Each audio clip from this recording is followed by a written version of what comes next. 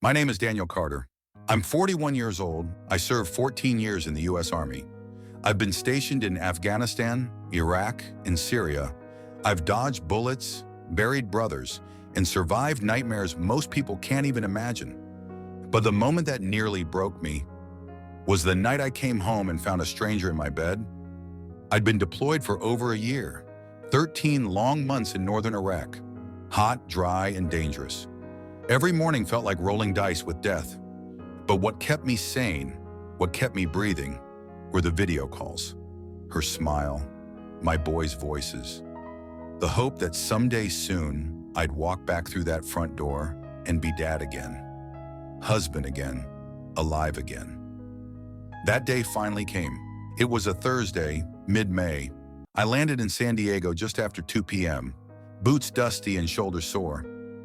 I didn't tell anyone I was coming home early. I wanted to surprise them, to walk in with flowers, maybe some takeout, and just be home. No more tents, no more guns, no more war. I stopped at a gas station and bought her favorite bouquet, sunflowers and white lilies. I still remember how they smelled, even now. I grabbed chicken nuggets for the boys, a caramel bar for myself. Then I drove straight home, heart racing like I was 18 again. But the house was quiet, too quiet. I opened the front door. The lights were off, the curtains drawn. I called out, "Rachel?" Nothing. My duffel hit the floor with a dull thud. I took a few steps in. Then I heard it. Laughter. From upstairs, a man's laugh. And hers. Software familiar. Intimate. I froze. Not because I was afraid, but because 1,000 images started flooding my head. Was it her brother? A friend? No, he wouldn't laugh like that. Not in her bedroom. I walked slowly upstairs. Every step felt like I was climbing out of a grave. The door to our room was slightly ajar. I pushed it open, and there they were. My wife, in bed, with another man, half covered by my blanket. She looked at me, and I swear to God, she didn't flinch, didn't scream, didn't even move, just stared at me like I was the intruder, like I didn't belong there anymore, like I was the problem. "You weren't supposed to be home yet," she said. "No, I'm sorry. No, it's not what it looks like." Just a cold, flat statement, like I'd ruined her day. And that's when it hit me. I hadn't just come home from war. I'd come home to a war I didn't even know I was fighting. That was the day I realized the real battlefield wasn't in Iraq. It was inside my own home. And I was about to start the hardest fight of my life. Before that day, before everything fell apart, I used to believe I had it all. Rachel and I met at a community BBQ in Austin, Texas. She was 22, full of energy and warmth, with this laugh that made you forget every bad thing that ever happened to you. I was 26, fresh out of basic training, still carrying sand in my boots and dreams in my chest. We clicked instantly. She said I looked like a man who'd seen too much but still smiled like a kid. I said she looked like home. 6 months later, we were married. It wasn't fancy, just a courthouse, a few friends, a kiss in the rain. But it felt like the beginning of forever. For a long time it was. We had 2 boys, Ethan and Carter, smart, loud, beautiful. I still remember teaching Ethan to ride a bike. He fell twice but got up every time, shouting, "I'm tough like Daddy." Carter used to crawl into our bed at 3 a.m. just to lie between us. Rachel would whisper, "This is what happiness feels like." And I believed her. Every time I came back from deployment, it felt like pressing pause on a hard life and stepping into something soft. Warm dinners, laughter in the kitchen, movie nights where the boys would fall asleep on my chest. She used to wait at the airport for me, eyes scanning every uniform until she found mine. She'd run into my arms like we were the only 2 people alive. She called me her hero. Every message, every video call. "Come home to me, my hero." I wore that word like a badge. I trusted her with everything. The house, the kids, the finances. Hell, even my power of attorney when I was overseas. People always asked, "Don't you get scared leaving your family for so long?" And I'd always smile and say, "Not really. Rachel's got it all under control. Because she did, or so I thought. But looking back now, there were signs, not red flags, not yet, but little flickers of something off. Like how she stopped sending photos as often, or how she'd get irritated on video calls if the boys were too noisy. She'd say, "They're just driving me crazy today." I thought she was tired. I thought it was normal. Or how she started dodging my questions about money. "I'll tell you later, babe. It's all fine. Just focus on staying alive." And I did. I fought every day to stay alive for her, for them. There was one moment that sticks with me. It was our anniversary. I sent her a gift, had it delivered from overseas, a locket with a photo of us and the boys inside. She didn't mention it on the call. I asked her if she got it. She said, "Yeah, thanks." Just flat, cold, like I'd mailed her a bill. It made my stomach twist, but I brushed it off. She's just tired. Raising two boys alone is hard. I get it. But deep down, something had shifted. I just couldn't see how far it had already gone. I still remember our last phone call before I came home. She was distracted. Her eyes kept darting off screen. I asked if everything was okay.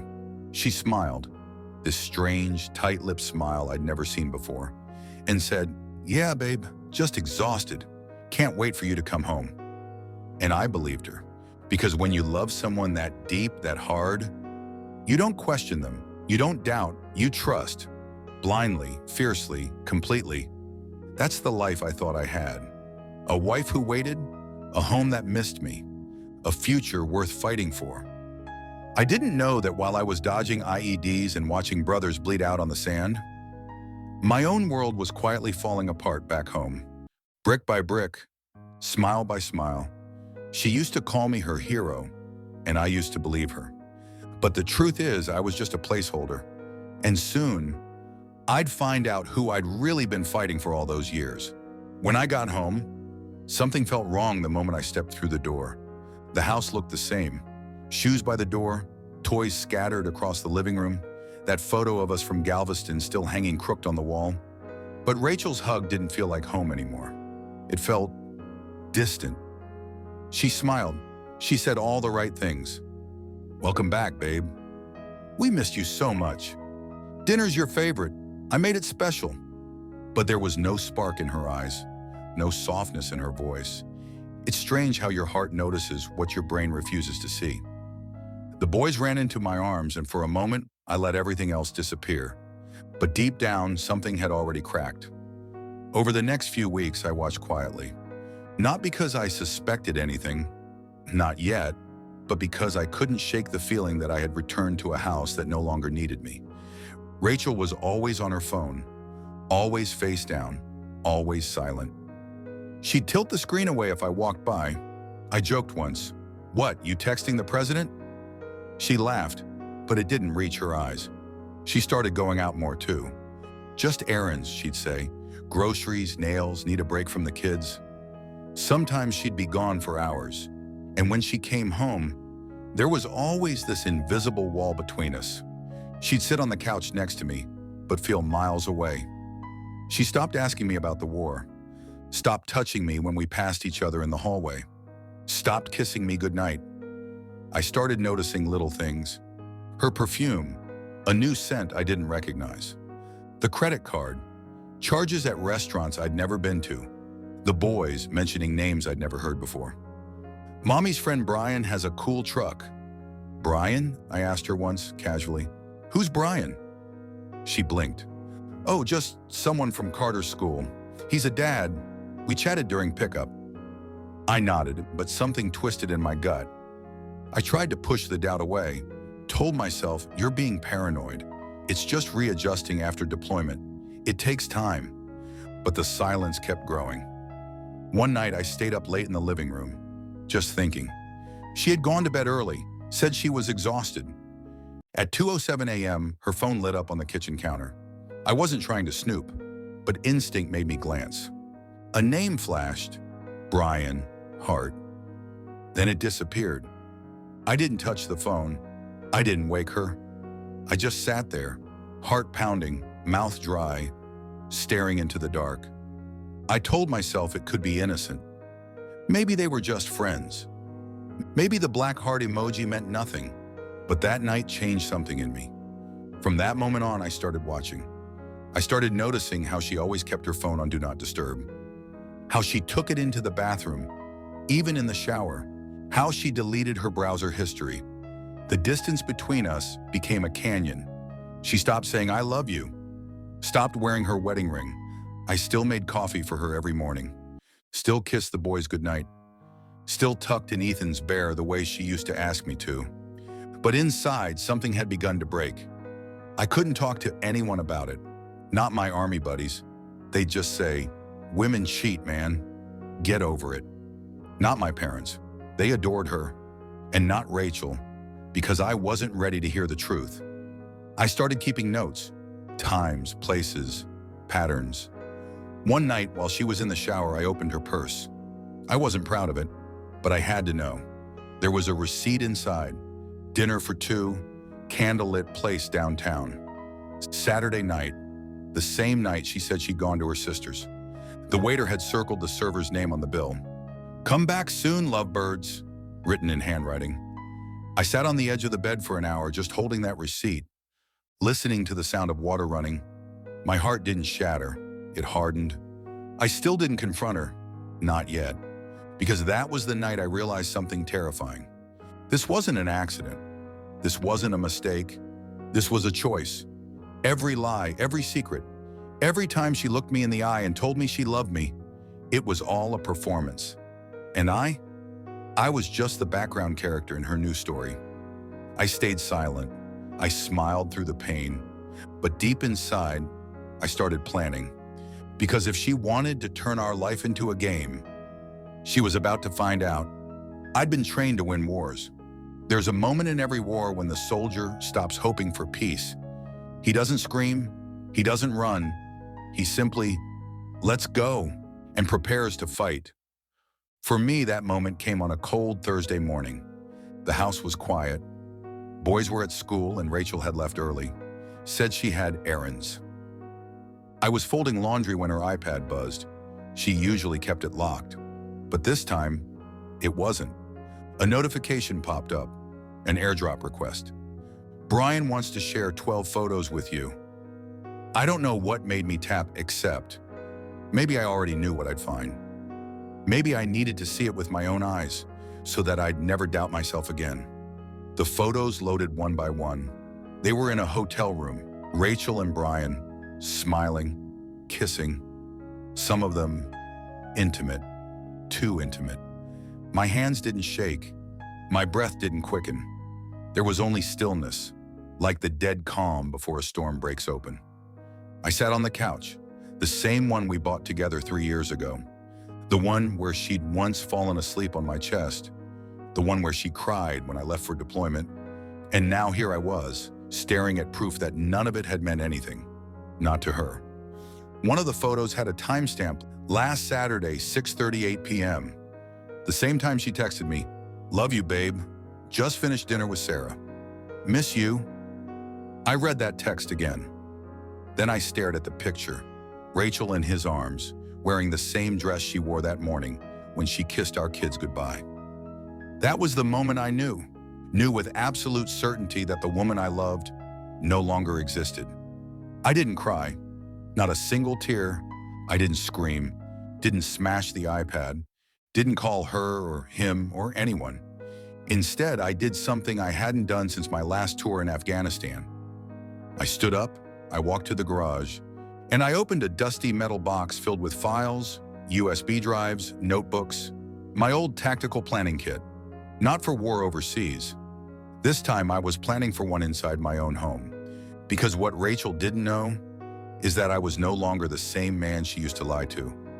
I had come home different, quieter, sharper, and now I had nothing left to lose.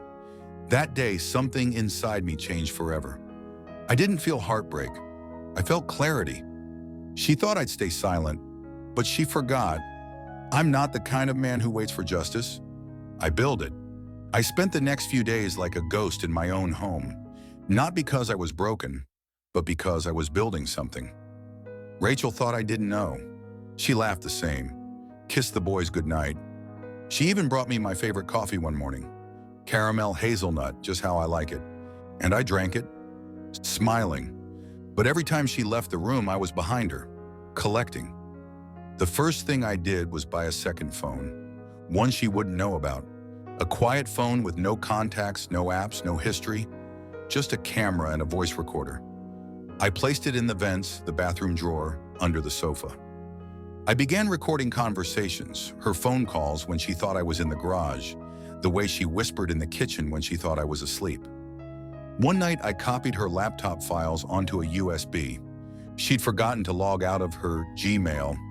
There were messages from Brian going back a year, photos, hotel bookings, even fake receipts for when they used our joint account to cover their tracks. She once paid $212 for car repairs. I found the invoice. It was a spa weekend. For them. While I was fixing our bathroom tiles, the same tiles she said made the house feel safe. I started tracking her location using Find My, not to stop her, but to know when she was lying. "I'm at Target, honey." The pin showed her at a hotel 12 miles away, Suite 306. That night I printed out 46 pages of messages. I didn't highlight anything.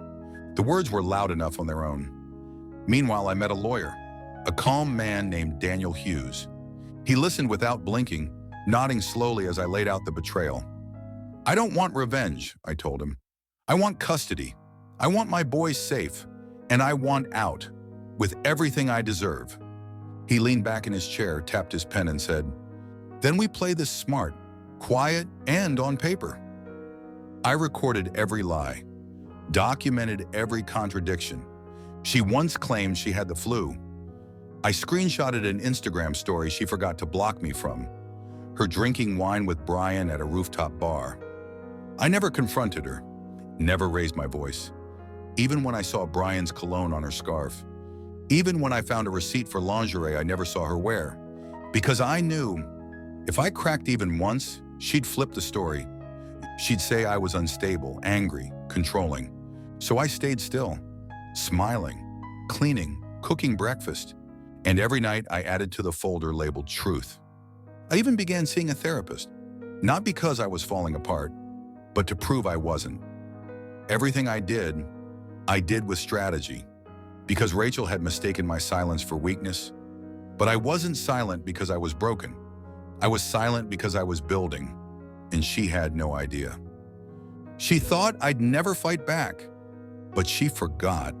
I've been trained to win wars without raising my voice. And this time, I wasn't coming for revenge. I was coming for justice. It was a Tuesday, clear skies. I remember because the sun felt right, like it was finally shining in the direction of truth. I stood in front of the mirror that morning, straightened my collar, kissed my boys goodbye. Rachel barely looked up from her phone. She had no idea this was the last normal morning she'd ever have.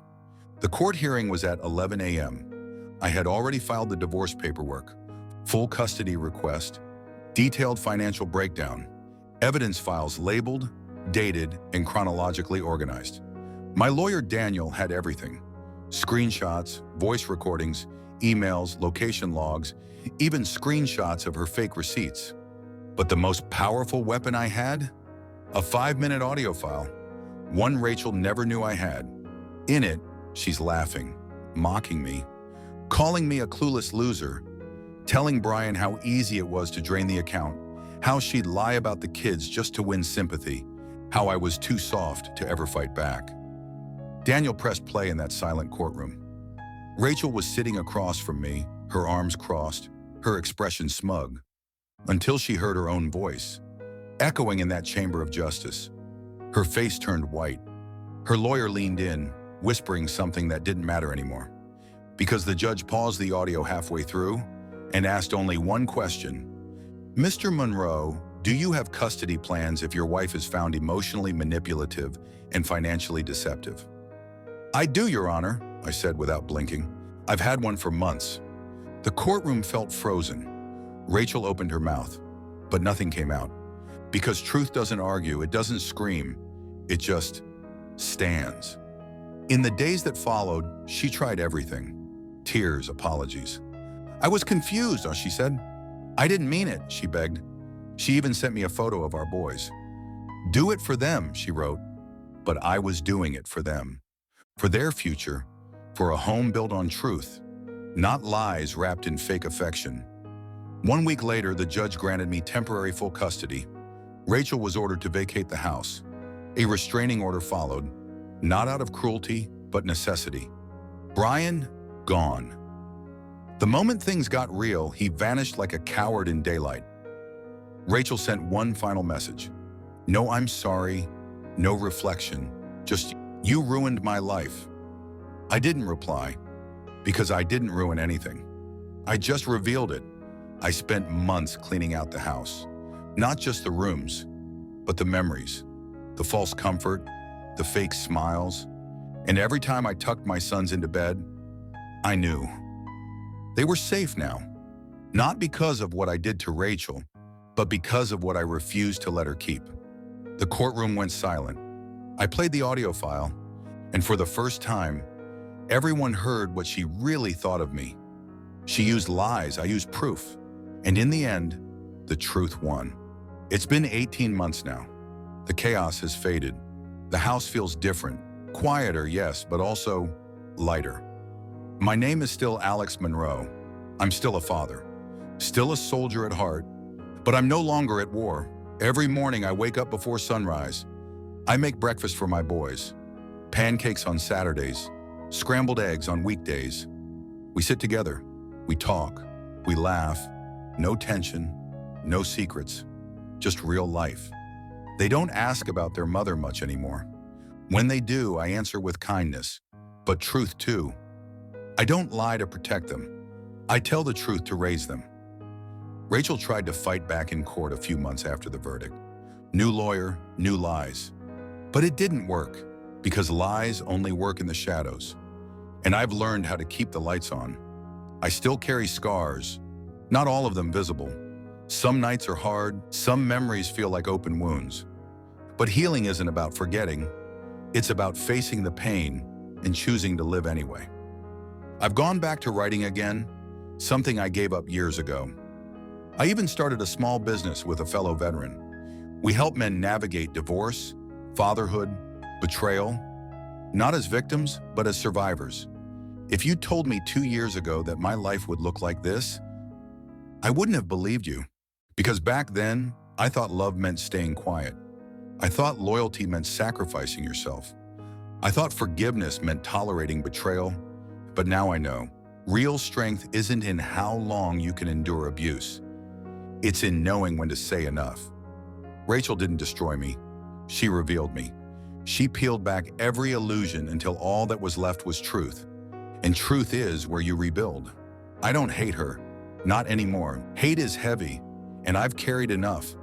I'm not the man I was, and I'm better, stronger, wiser, and most of all, I'm free.